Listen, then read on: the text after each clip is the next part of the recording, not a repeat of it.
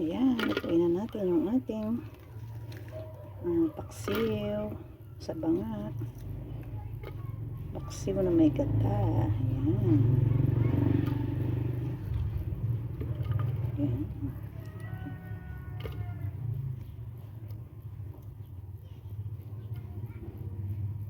Siyempre yung ating ulo ng bulyasan.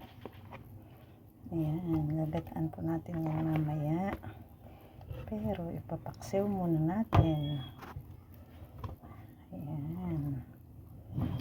Ito natin iluluto sa ating banga. Ayan.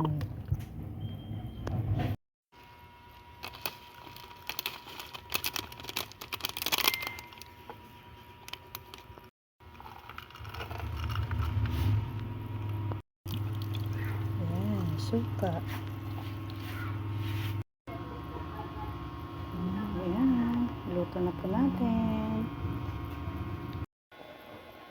Ayan na guys, yung ating pinapaksiw na gulyasan o tulingan. Maya maya po ay lalagyan na po natin yan ng gata. Sarap-sarap. Ayan na guys, nilagay po natin yung pangalawang piga. Ayan. At mamaya po ay sasunod na po natin yung unang piga.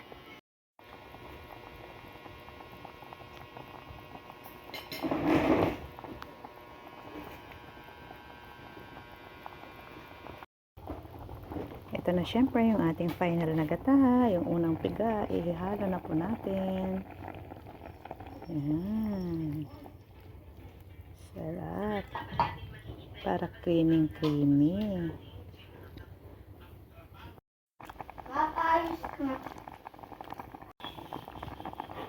Ayan na guys. Ayan. Pauntiin lang po natin yung kanyang sabaw para mamaya malapot-lapot po yung kanyang gata.